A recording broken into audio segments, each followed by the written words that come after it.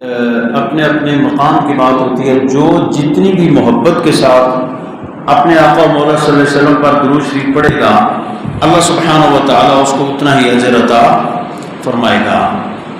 تو کوشش کرنی چاہیے کہ زیادہ سے زیادہ محبت اور عقیدت کے ساتھ اپنے آقا مولا صلی اللہ علیہ وسلم پر درود شریف پڑھا کریں. آج کی جمعۃ المبارک کی اس نشست میں گفتگو کرنے کے لیے میں نے قرآن مجید فرقان حمید برہان رشید کی سورہ حجرات کی پہلی آیت مبارکہ کا ایک ابتدائی حصہ حضرات کے سامنے تلاوت کیا ہے، اور جو گزشتہ 2 جمعہ آیت المبارک میں ہماری گفتگو ہوئی ہے اس کا آج ہم خلاصہ اور تتمہ آپ کی خدمت میں پیش کروں گا، کیونکہ اس میں ہم نے مستند اور صحیح روایات آپ کی خدمت میں پیش کی جو اس حوالہ سے تھیں کہ جو ایمان کی بنیاد ہے وہ رسول اللہ صلی اللہ تعالیٰ علیہ وسلم کی محبت ہے. اگر محبت رسول میں صلی اللہ تعالیٰ علیہ وسلم میں ذرا بھر بھی کمی آ جائے تو پھر ایمان سلامت نہیں رہتا. اور وہ ہم نے قرآن کریم اور سنت مبارکہ حدیث مبارکہ کی روشنی میں پیش کی تھی. آج اس کا ہم تتمہ اور خلاصہ پیش کر رہے ہیں. ان روایات اور آیات کی روشنی میں یہ بات پایہ ثبوت کو پہنچ چکی ہے کہ حضور صلی اللہ تعالیٰ علیہ وسلم کا کامل ادب اور آپ کی کامل محبت ہی ایمان ہے.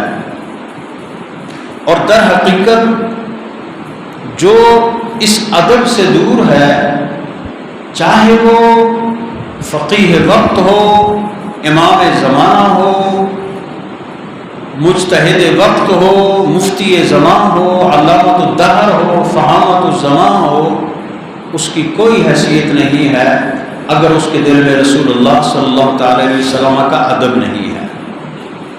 اور عالم کہلانے کا در حقیقت مستحق کون ہے؟ کون اس کا استحقاق رکھتا ہے کہ اسے عالم کہا جائے؟ کیا محض چند کتابیں پڑھ لینا ہی علم ہے اور وہ کتابیں پڑھنے والا ہی عالم ہے؟ تو یاد رکھیں ایسا ہرگز نہیں ہے. قرآن کریم نے اس شخص کی جو علم تو پڑھتا ہے لیکن اس پہ عمل نہیں کرتا، اس کو تھیوری یاد ہے پریکٹیکل نہیں کرتا، اس کی مثال قرآن کریم نے یوں دی ہے کمثل الحمار یحمل اسفارا، کہ جس طرح گدھے پہ کتابیں لاد دی جائیں تو کتابیں لادے جانے سے گدھا کبھی عالم نہیں بنے گا. یا آپ ساری ڈگریاں طب کی ساری کتابیں ڈال دیں تو گدھا ڈاکٹر کبھی نہیں بن سکے گا. قانون کی ساری کتابیں اس کے اوپر لاد دیں تو وہ گدھا وکیل نہیں بن سکتا. اسی طرح ساری کی ساری دینی کتابیں اس کے اوپر لاد دیں تو وہ کبھی عالم نہیں بن سکتا. یہ قرآن کریم کی مثال ہے کمثل الحمار یحمل اسفارا. عالم بننے کے لیے کیا ضروری ہے اس کی بھی قرآن کریم نے نشاندہی فرما دی. اور وہ نشاندہی کیا ہے؟ انما یخشی اللہ من عبادہ العلماء، کہ اللہ سبحانہ و تعالیٰ کی خشیت رکھنے والے اس کے بندوں میں سے علماء ہی ہیں. اب اس کو ایک معنی میں بعض حضرات بالکل مطلق لے لیتے ہیں کہ جس نے بھی 4 کتابیں پڑھی وہی خشیت الہی رکھتا ہے.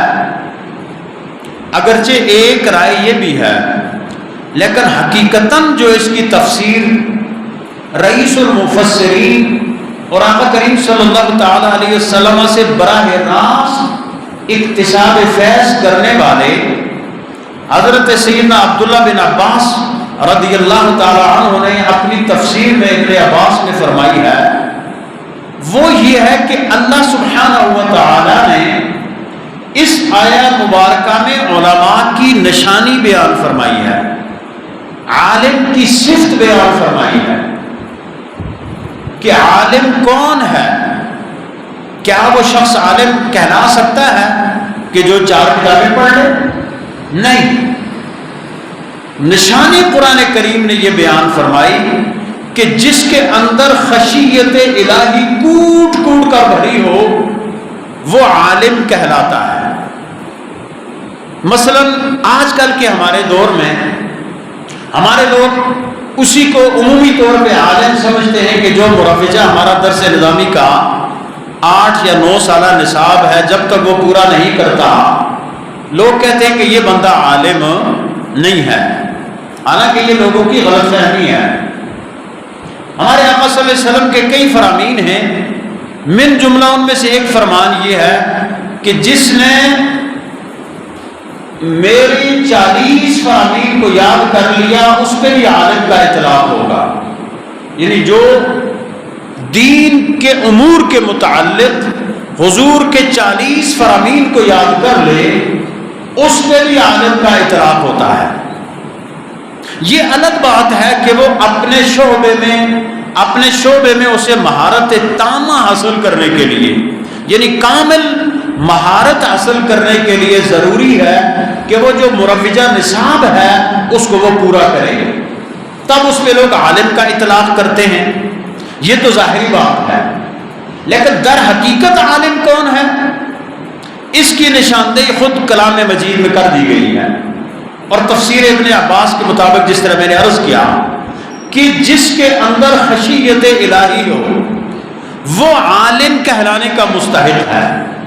ایک بندہ معمولی چند کتابیں پڑھی ہوئی ہیں، اس کے اندر تقوی بھی موجود ہے، وہ اللہ کی خشیت سے پر ہے، اس کے اندر خوف خدا ہے، وہ مخلوق کے حقوق کا بھی پاس رکھتا ہے، خالق کے حقوق کا بھی پاس رکھتا ہے، تو وہ عالم کہلائے گا۔ ایک ایسا شخص ہے کہ جس نے 10 سال 12 سال 15 سال کسی مدرسے میں گزار دیے، کتابیں پڑھ لی، تفسیر پڑھ لی، قرآن مجید سب کچھ پڑھ لیا، تفسیر، علم حدیث، علم فقہ، علم کلام، علم فرائض، معانی، مبانی، سارا کچھ پڑھ لیا، لیکن اس کے اندر خشیت پیدا نہیں ہو سکی، عمل کا جذبہ اس کے اندر نہیں آیا، وہ ویسے کا کورا ہی ہے، اور محض اس نے ڈگری اس لیے حاصل کر لی کہ وہ دنیا کا مال حاصل کرے، جیسا کہ عمومی اب ہمارا رواج بنتا جا رہا ہے۔ ایک دور تھا لوگ کہتے تھے ہم اپنے بچے کو عالم بنائیں گے کہ وہ دین پڑھ کے دین کی خدمت کرے گا، قرآن کریم پڑھ کے اللہ کے دین کی خدمت کرے گا، لوگوں کی تربیت کرے گا، لوگوں کو دین کی طرف بلائے گا، اس نیت سے لوگ داخل کیا کرتے تھے۔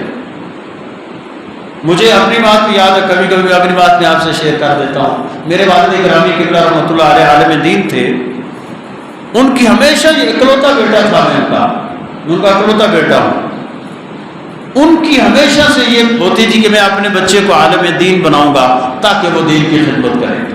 بالکل یہ ممبر رسول پہ بیٹھا ہوا، اور بالکل یہ میرے والد گرامی کے منہ کے الفاظ ہیں، اور بڑی ان کی یہ خواہش تھی، اور الحمدللہ چلے جو کچھ مجھے اللہ نے دیا اپنے والد گرامی کی برکت سے دیا، اپنے فضل سے، کرم سے، والدین کی دعاؤں سے۔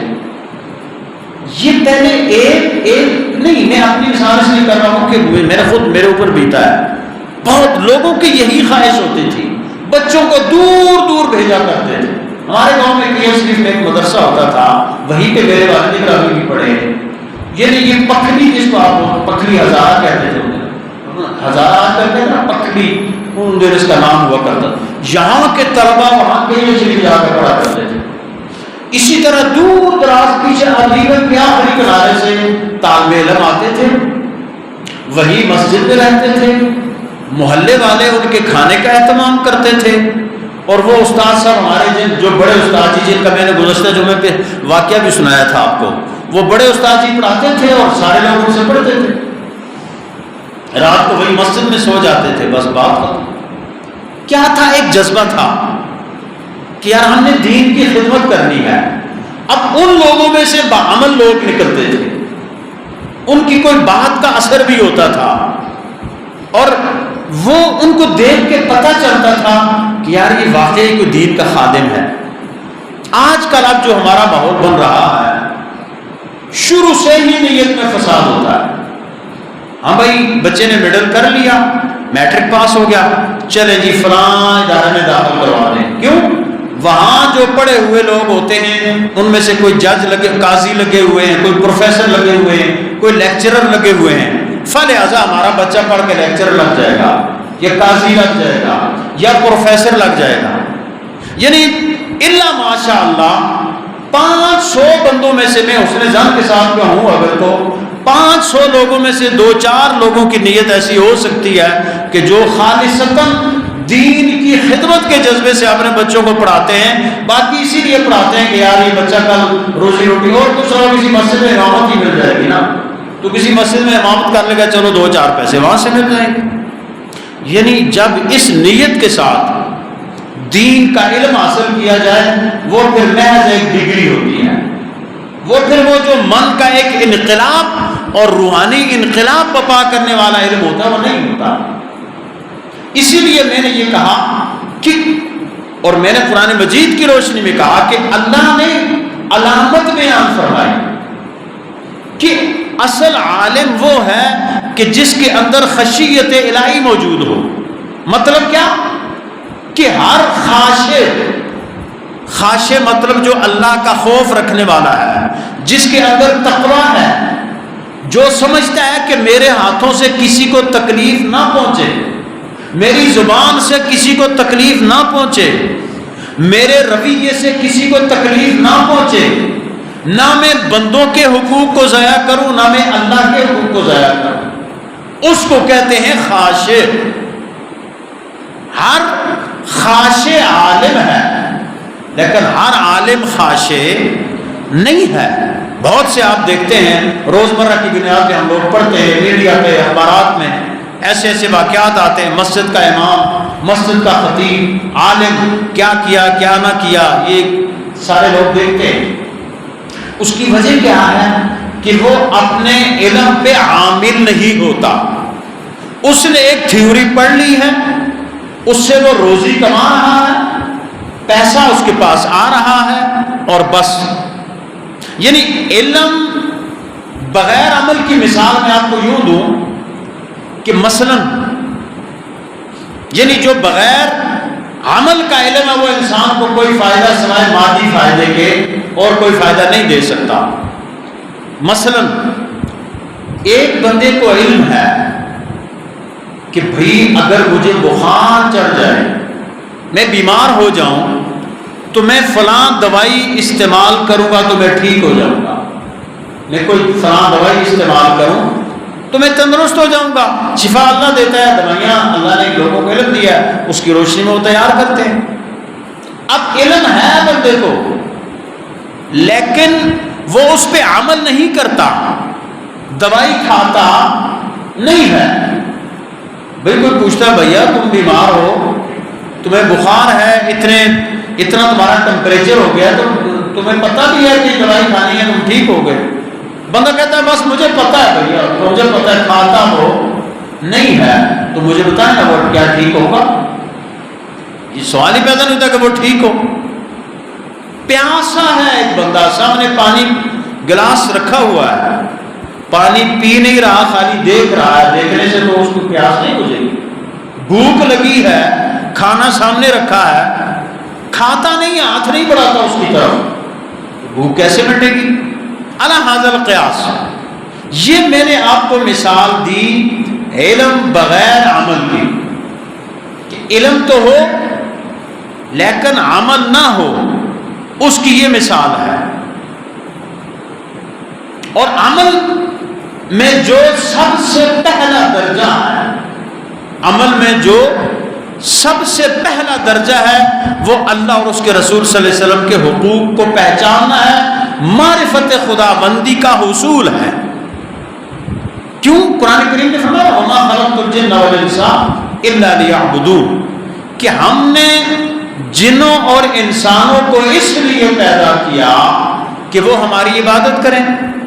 اب عبادت تو ساری مخلوق کرتی ہے، اللہ کے فرشتے جتنی عبادت کرتے ہیں ہم اس کا تصور بھی نہیں کر سکتے. دیکھیں ہم تو آتے ہیں 24 گھنٹے میں ساری نمازوں کے وقت کو آپ کیلکولیٹ کریں، زیادہ سے زیادہ 1 گھنٹہ بن جاتا ہے، آنا جانا نمازیں ملا کے 24 گھنٹے میں بھائی 1 گھنٹہ، لیکن فرشتوں کے اس 1 گھنٹے میں بھی ہماری حالت کیا ہے آپ سب جانتے ہیں۔ تو فرشتوں کا تو یہ ہے نا کہ وہ ہمہ وقت اگر کوئی فرشتہ قیام کی حالت میں اللہ کی تسبیح بیان کر رہا ہے تو وہ تا قیامت اسی حالت میں کھڑا رہے گا، کوئی رکوع کی حالت میں اللہ کی تسبیح بیان کر رہا ہے تا قیامت وہ اسی طرح رہے گا، کوئی سجدے کی حالت میں ہے، کوئی قعدے کی حالت میں ہے، علی ھذا القیاس، یعنی جو فرشتہ جس حالت میں اللہ کی حمد و ثنا بیان کر رہا ہے، اللہ کی عبادت کر رہا ہے، وہ تا قیامت اسی حال میں رہے گا اور وہ سے تھکتا نہیں ہے۔ کیوں؟ اس کے ساتھ نفس ہی نہیں ہے، اس کو نہ کھانے کی فکر ہے، نہ پینے کی فکر ہے، نہ سونے کی فکر ہے، نہ اہل و عیال کی فکر ہے، وہ ہر طرح کی فکروں سے آزاد ہے۔ لیکن انسان اگر ایک طرف اس پہ عبادت فرض کی گئی ہے تو دوسری طرف اس پہ کچھ بندوں کے بھی حقوق ہیں، جس میں سے اس کی اپنی جان کا بھی حق ہے کہ وہ آرام بھی کرے، وہ اپنے جسم کو ممکن حد تک راحت بھی پہنچائے، کھانا بھی کھائے، پانی بھی پیے، مختلف جو مطلب زندگی کے اپنے جسم کا حق ہے، اپنے اہل و عیال کا حق ہے، اپنے عزیزوں اور رشتہ داروں کا حق ہے، پڑوسیوں کا حق ہے، معاشرے کے حقوق ہیں، یعنی انسان پہ مختلف طرح کے حقوق بھی ہیں۔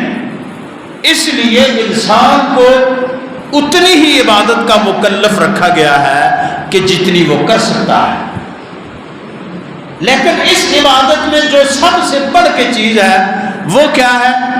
معرفت خدا بندی کے حصول کے بعد عبادت کرنا، یعنی عبادت اور معرفت کو یکجا کرنا، پہچان کرنا۔ اور ذات خدا بندی کی پہچان کہاں سے شروع ہوتی ہے؟ بندے کی اپنی ذات سے۔ جب انسان اپنے آپ کو پہچانے گا، اپنے مقام اور مرتبے کو پہچانے گا، اپنے فرائض اور حقوق کو پہچانے گا، تو وہ یقیناً کوشش کرے گا کہ ساتھ ساتھ میں اس پہ عمل بھی کروں۔ تو گویا عمل کا جو پہلا زینہ ہے وہ حقوق اللہ ہیں، اور اس کے بعد حقوق العباد، اور حقوق العباد میں جو سب سے بڑا حق ہے وہ آقا کریم صلی اللہ تعالی علیہ وسلم کا ادب ہے، حضور کا ادب۔ ویسے تو سارے انبیاء کرام جو ہیں وہ قابل احترام اور قابل ادب ہیں، لیکن آقا کریم صلی اللہ تعالی علیہ وسلم کے بارے میں خصوصیت کے ساتھ، دیکھیں نا، میں اکثر یہ بات بیان کرتا رہتا ہوں، آپ سن بھی چکے ہیں کہ خود اللہ نے اپنے محبوب کی بارگاہ کے آداب سکھائے کہ میرے محبوب کے پاس جاؤ تو اس طرح جاؤ، دستک دو ہلکی، اگر جواب ملے تو ٹھیک ہے، نہیں تو واپس پلٹ آؤ، اور اگر جاؤ تمہیں نبی بلائیں، تم ان کے ہاں جاؤ، تم کھانا وانا کھاؤ تو وہاں بیٹھ کے گپ شپ میں نہ شروع ہو جاؤ، بلکہ فوراً واپس آ جاؤ۔ اور پھر یہاں تک کہ پہلے یہ بھی حکم تھا کہ یا ایھا الذین آمنوا اذا ناجیتم الرسول فقدموا بین یدی نجواکم صدقہ، کہ اے مومنو، جب تم نبی سے کوئی بات پوچھو تو پھر کیا کرو؟ فقدموا بین یدی نجواکم صدقات، تو پہلے کچھ صدقہ کر لیا کرو، پہلے کوئی صدقہ کرو، پھر جا کے میرے محبوب سے بات کرو۔ یعنی کہیں تم سے کوئی میرے محبوب کی بارگاہ کی بے ادبی نہ ہو جائے۔ اور پھر صحابہ کرام سے کیا فرمایا جو ہم نے گزشتہ سے پیوستہ جمعہ المبارک کو، کہ اگر تم نے ذرا سی بھی آواز کو بلند کیا نبی کی بارگاہ میں تو کیا ہوگا؟ ان تحبط اعمالکم وانتم لا تشعرون، تمہارے سارے کے سارے اعمال جل جائیں گے، ضائع ہو جائیں گے، اور تمہیں اس کا شعور تک نہیں ہوگا۔ تمہیں سمجھ ہی نہیں آئے گی اور تم عمل سے خالی ہو چکے ہو۔ اب یہ خطاب کن ہستیوں سے ہے کہ جو ایمان کا معیار ہیں، حضور کے صحابہ ایمان کا معیار ہیں، اور صحابہ نے جو محبت رسول کے باب رقم کیے ہیں، خدا کی قسم قیامت تک آنے والا کوئی اس کا عشر عشیر بھی نہیں کر سکتا۔ یعنی انہوں نے اپنے محبوب صلی اللہ علیہ وسلم کے ادب میں کمال کر دیا۔ میں باپ ہوں، میرا بیٹا بیٹھا ہوا ہو، میں کبھی نیچے تھوکوں گا نا، وہ کبھی اس کو اٹھا کے چاٹے گا نہیں بیٹا میرا۔ یہ اگر کسی کا چاٹتا ہے تو بڑی بات ہے، ہاتھ کھڑا کرو چلتا ہے۔ مطلب میں وضو کروں، یہ پانی نیچے گر رہا ہو، اس کو مائع مستعمل بولتے ہیں، یہ طاہر ہے لیکن غیر مطہر ہے، لیکن آقا کریم صلی اللہ علیہ وسلم وضو فرما رہے ہیں، صحابہ کرام یوں نیچے ہاتھ رکھتے ہیں اور اسی پانی کو اپنے چہروں پہ مل لیتے ہیں۔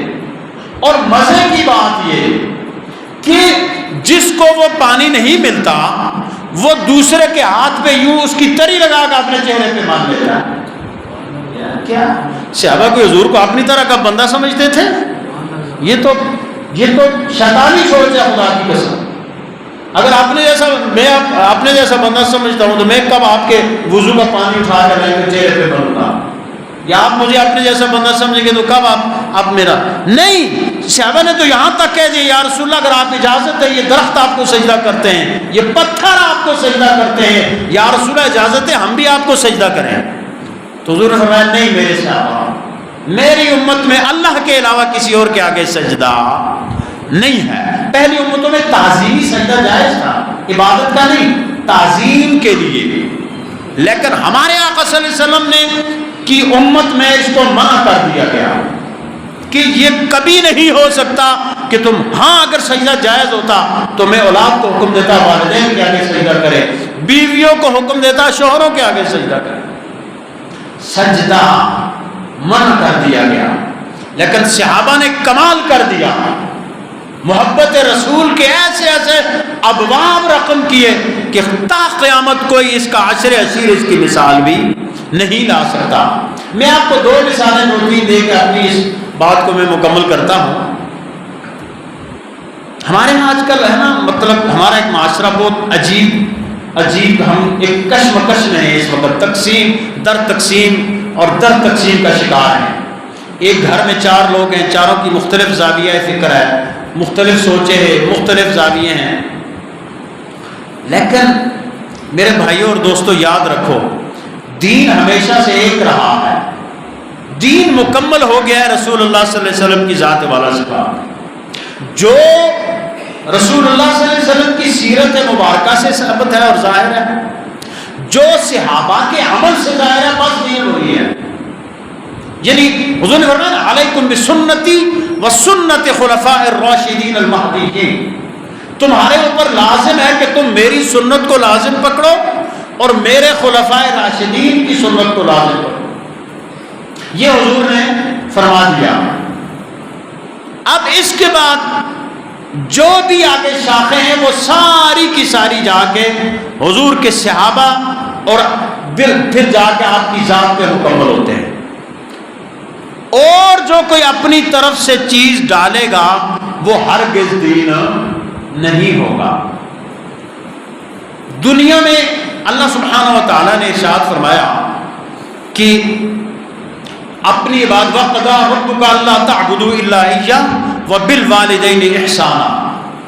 اللہ سبحانہ و تعالیٰ نے فرمایا کہ تیرا رب تجھے یہ حکم دے رہا ہے کہ صرف اسی کی عبادت کرو اور اپنے والدین کے ساتھ حسن سلوک کرو۔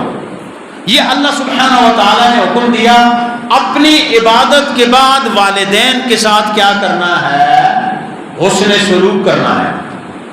یہاں تک کہ اگر اللہ نے ارشاد فرمایا وَإِن جَاهَدَاكَ عَلَىٰ أَن تُشْرِكَ بِي مَا لَيْسَ لَكَ بِهِ عِلْمٌ فَلَا تُطِعْهُمَا وَصَاحِبْهُمَا فِي الدُّنْيَا مَعْرُوفًا، کہ اگر تیرے ماں باپ تجھے وہ مشرک ہو جائیں یہ آج کل والے فتوی والے مسلم نہیں، آج کل تو ہمارے بعض دوستوں کو بڑا شوق ہوتا ہے دوسروں کو مشرک اور بدعتی کہنے کا، وہ والے نہیں، وہ تو ان کے خود ساختہ ہوتا ہے۔ لیکن شرک یہ ہے کہ اللہ کے ساتھ اس کی عبادت میں، اس کی ذات میں، اس کی صفات میں کسی کو شریک کیا جائے۔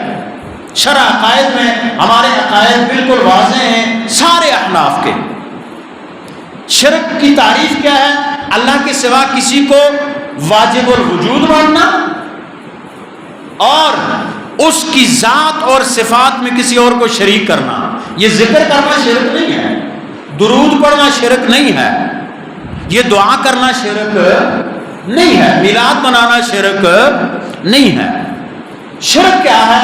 کہ آپ وہ کام کسی اور مخلوق کے لیے کریں جو اللہ کے لیے خالص ہے، عبادت خالص اللہ کے لیے، سجدہ ہو، قیام ہو، رکوع ہو، سجود ہو، عبادت کا کوئی بھی حصہ ہو، نظر ہو، ساری کی ساری اللہ کے لیے۔ کسی اور کے لیے اگر کوئی کرے گا تو اس نے گویا شرک کیا۔ پھر کسی کو واجب الوجود ماننا، واجب الوجود کا کیا مطلب ہے؟ کہ وہ اپنے وجود کا خود مالک ہو۔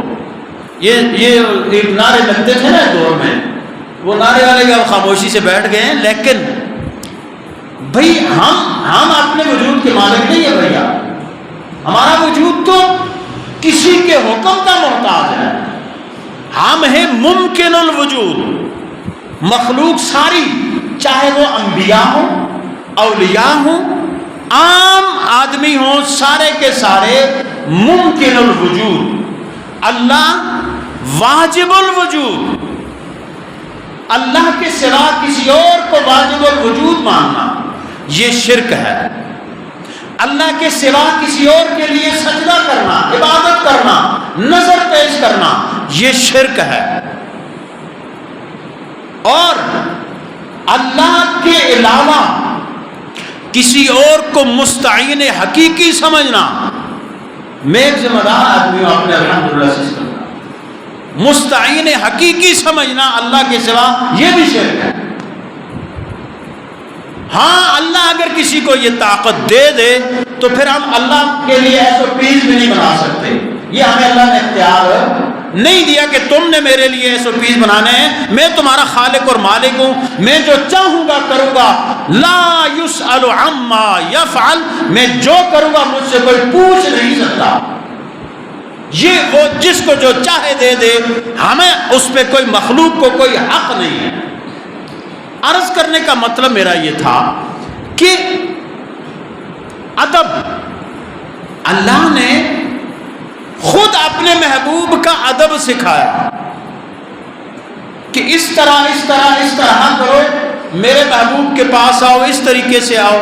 اور صحابہ کرام کی وہ مثال بیان کر رہا تھا کہ صحابہ کرام، ہمارے آج کل لوگ کہتے ہیں نا، اور نہ جی وہ دوسرا رشتہ دار خفا ہو گئے جی، اگر تسی کام کر سو جی، اگر ادھر چلے جاؤ گے، کوئی ناموس رسالت کی بات ہوتی ہے، ختم نبوت کی بات ہوتی ہے، لوگ اپنے بچوں کو منع کرتے ہیں۔ لوگ کہتے ہیں نہیں یار ایسا نہیں۔ آپ کسی سیاسی جماعت کسی کے ساتھ بھی منسلک ہو، اس کے لیڈر کی اگر کوئی توہین کر دے تو لوگ تو ایک دوسرے کو قتل کر رہے ہیں، آج کل مار رہے ہیں، گولیاں مار رہے ہیں بھائی۔ لیکن جب رسول اللہ کی بات آتی ہے نا، اس آیت میں ہمیں اپنے ایمانوں کو چیک کرنا چاہیے کہ ہم واقعی مسلمان ہیں۔ جب رسول اللہ کی باری آتی کہتے ہیں نا جی وہ چاچا خفا ہو جائے گا، وہ ماما خفا ہو جائے گا، وہ فلاں وہ خفا ہو جائے گا۔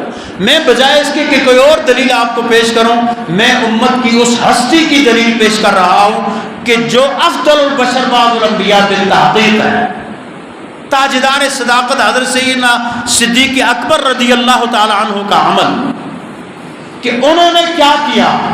ان کے والد گرامی نے عمر کا زیادہ حصہ حالت کفر میں گزارا۔ حضرت ابو قحافہ ان کی کنیت تھی۔ فتح مکہ کے بعد انہوں نے وہ اسلام لائے۔ اس سے پہلے ایک مرتبہ یہ ہوا کہ جو ابو قحافہ تھے انہوں نے آقا کریم صلی اللہ علیہ وسلم کی شان میں کوئی برا کلمہ کہا، گستاخی کی حضور کی شان میں۔ تو تاجدار صداقت سیدنا صدیق اکبر نے یہ نہیں دیکھا کہ یہ میرا باپ ہے، انہوں نے کھینچ کے ایک تھپڑ لگایا ان کو اور کہا کہ آپ اگر کرو گے تو میں تمہیں قتل کر دوں گا۔ اپنے باپ کو تھپڑ لگایا صدیق اکبر نے. یہ باپ کی بات. اور بیٹے کی سن لو. جنگ بدر ہو رہی تھی. جنگ بدر کے بعد آپ کے بیٹے حضرت عبد الرحمن بن ابو بکر جب ایمان لائے، ایک دفعہ بیٹھے تھے دونوں باپ بیٹا، تو انہوں نے عرض کی ابا جان بدر کی جنگ میں ایک مرتبہ ایسا ہوا تھا کہ آپ میری تلوار کی زد میں تھے. آپ میری تلوار کی زد میں تھے، لیکن میں چاہتا تو آپ کی گردن اڑا سکتا تھا، لیکن میں نے اس لیے آپ پہ تلوار نہیں اٹھائی کہ آپ میرے باپ تھے. تو صداقت کے ایسے ان کو درجہ نہیں مل گیا.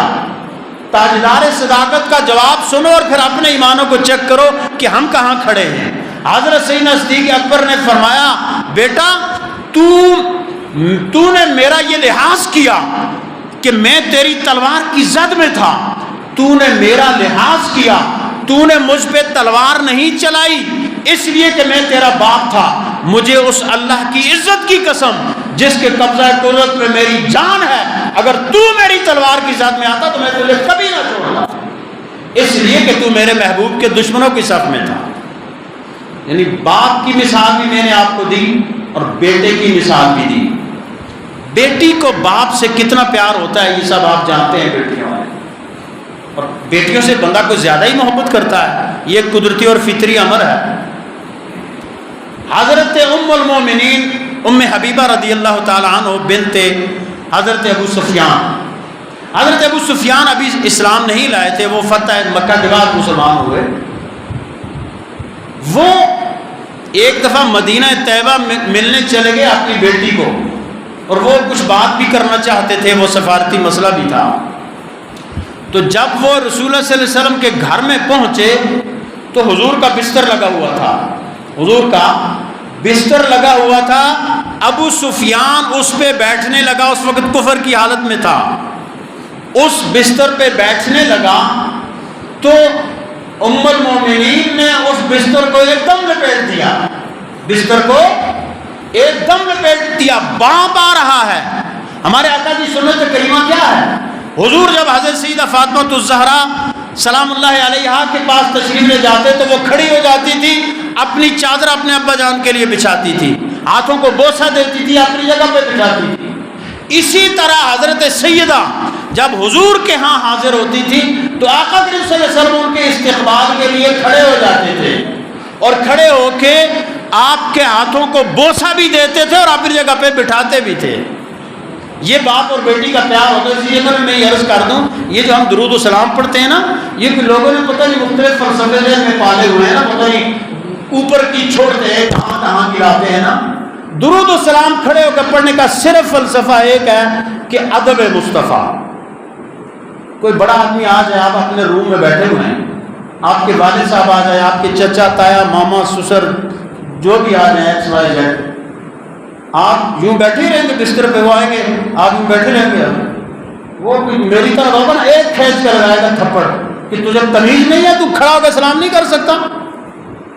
ظاہر سی بات ہے جو بندہ اس طرح کرے گا لوگ کہیں گے تیرے اندر شیطان کی روح گھسی ہوئی ہے، تیرے اندر ادب نہیں ہے، تیرا بزرگ آیا اور تو بیٹھا بیٹھا کیوں ایسے کر رہا. نہیں، آپ کھڑے ہو جائیں گے، آپ کھڑے ہوں گے، ان کے ساتھ ہاتھ ملائیں گے، السلام علیکم ورحمۃ اللہ کہیں گے. یہ جو درود و سلام میں ہم کھڑے ہو کر پڑھتے ہیں، چونکہ یہ روایات صحیحہ کی روشنی میں ہے کہ درود و سلام اسی حالت میں حضور کی بارگاہ میں پیش کیا جاتا ہے. اور ایک صحیح حدیث ہے کہ حضور اپنے سے محبت کرنے والے کا، محبت والوں کا درود و سلام خود سماعت فرماتے ہیں، اس کو ملاحظہ فرماتے ہیں اور اس کا ان کو جواب دیتے ہیں. درود و سلام پڑھنے والوں کو پہچانتے بھی ہیں. اس لیے ہم کہتے ہیں بھیا ادب سے کھڑے ہو کے حضور کی بارگاہ میں درود و سلام پڑھو. باقی کوئی یہ اتنا مسئلہ نہیں ہے. وہ ایک دفعہ میں نے ایک مولوی صاحب دیکھا، وہ کھڑے ہو کے نعت پڑھ رہے تھے، یوں ایسے ہاتھ چھوڑے ہوئے نا ایسے. تو میں نے کہا یار آپ ایسے کیوں نہیں کھڑے ہوتے، ایسے کھڑے ہو کے نعت کیوں نہیں پڑھتے؟ کہتے نا جی یہ تو عبادت ہے، ایسے تو کھڑے ہو تو شرک ہو جائے. میں نے کہا شاباش یہ میرے ذہن کو، سبحان اللہ، تجھے پڑھانے والے پہ انا للہ. کیوں بھائی ایسے کھڑے ہونا عبادت ہے، تو پھر آپ ایسے کیوں، کیا ایسے کھڑے ہونا عبادت نہیں ہے؟ کہنے لگے ایسے کھڑے ہونا کب عبادت ہے؟ میں نے کہا جب سمع اللہ لمن حمدہ ربنا لک الحمد کہتے ہو تو کس حالت میں کھڑے ہوتے ہو؟ اچھا یہ عبادت ہے۔ تو میں نے کہا اللہ کے بندے عبادت صرف اللہ کی ہوتی ہے، آپ کسی بزرگ کے لیے اگر سامنے کھڑے ہو تو وہ عبادت نہیں، وہ تعظیم ہے، عبادت صرف اللہ کی ہے۔ تو یہ بیچ میں بات آ گئی ضمن کہ درود و سلام، تو ام المومنین حضرت ام حبیبہ رضی اللہ تعالی عنہ انہوں نے بستر لپیٹ دیا، باپ کو بستر پہ نہیں بیٹھنے دیا۔ حضرت ابو سفیان نے جو اس وقت اسلام نہیں لایا تھا، انہوں نے کہا بیٹی کیا مسئلہ ہے، کیا یہ بستر میرے قابل نہیں ہے یا میں بستر کے قابل نہیں ہوں؟ انہوں نے فرمایا ابا جان یہ بستر میرے آقا صلی اللہ علیہ وسلم کا ہے اور میرے آقا کے بستر کے آپ قابل نہیں ہیں، یہ میرے آقا کے بستر کی بے ادبی ہوگی اگر آپ اس کے اوپر بیٹھیں، اس لیے میں نے اس کو لپیٹ دیا۔ یہ ہے ایمان، یہ ہے اسلام، اور سارے کا ساتھ ہمارا دین تو ہے ہی ادب۔ ادب اگر نہیں ہے تو کوئی وہی کمثل الحمار یحمل اسفارا، اگر ادب نہیں ہے سو علم پڑھیا پر ادب نہ سیکھا کی لینا علموں پڑھیا ہوں۔ وہ ایک میں پنجابی کا قطع پڑھا کرتا ہوں، بابا بلے شاہ کا بڑا زبردست قسم کا، اگر میرے ذہن میں آ جائے۔ ہاں وہ کہتے ہیں نا دل و نماز پڑھایو نہیں کی ہویا جے نیتی ہوں، لوکاں دے دکھاون کارن پج پج وڑے مسیتی ہوں، یعنی دوڑ دوڑ کے مسجد میں جائے۔ ارکاں گٹے مل مل تو میں تیرے منو نہ گئی پلیتی ہوں، باج مرشد کامل باہو جئی نیتی جئی نا نیتی ہوں۔ اس لیے آپ دیکھتے ہیں بڑے بڑے نمازی ہوتے ہیں، بڑے حاجی ہوتے ہیں، بڑے زبردست ہوتے ہیں، بازار میں جائیں گے سودا سب سے زیادہ مہنگا آپ کو وہی دے گا، سب سے زیادہ تم کا ریٹ لگائیں گے۔ ظاہر بندے سے جاتے رہے بڑا بادشاہ بندہ ہے ماشاءاللہ سنت رسول ہے، وہ آتا ہے نہ میں علاج کرنا کھا لوں، بیچ میں کچھ پڑھتا ہوتا ہے ویسے بات بندہ سے زیادہ تسبیحاں پڑھ رہا ہے، پتہ نہیں کیا آپ اترا کو علاج کرنا نہیں ہے، معذرت معذرت۔ تو ایسے ہوتا ہے، کیوں ہوتا ہے؟ وہ من کا برتن گندا ہوتا ہے۔ اور باج مرشد کامل باہو جئی نیتی جئی نہ نیتی ہوں۔ اس لیے میرے بھائیوں اور دوستوں اور بزرگوں، ادب یقیناً ایمان، ادب مصطفیٰ یقیناً ایمان کا حصہ ہے، اس کے بغیر ایمان کا تصور بھی نہیں ہے۔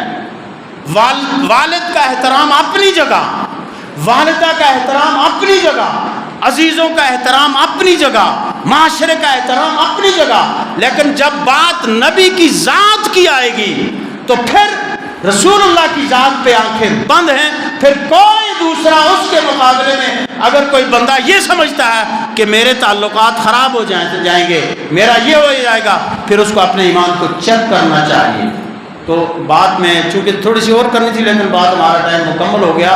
میں نے جو دو گزشتہ جمعہ آیت المبارک کو گفتگو کی تھی اس کا تتمہ اور خلاصے کے طور پہ یہ بات آج پیش کیا ہے کہ بھائی ادب ہے تو علم بھی ہے، عمل بھی ہے، عالم بھی ہے، مفتی بھی ہے، قاری بھی ہے، قاضی بھی ہے۔ عمل نہیں ہے، ادب نہیں ہے، نہ مفتی نہ قاضی نہ قاری نہ عالم نہ کچھ سوائے اس کے کہ کمثل الحمار یحمل اسفارا۔ تو یہ اس روشنی میں ہم سب کو اپنے اپنے ایمان کو چیک کرنا ہے، اپنے اپنے معاملات اور معمولات کو چیک کرنا ہے۔ اللہ سبحانہ و تعالیٰ سے دعا ہے کہ وہ ہمیں عمل کی توفیق عطا فرمائے۔ وما توفیق الا باللہ۔ اگلی صفوں میں اور سنتیں پڑھیں۔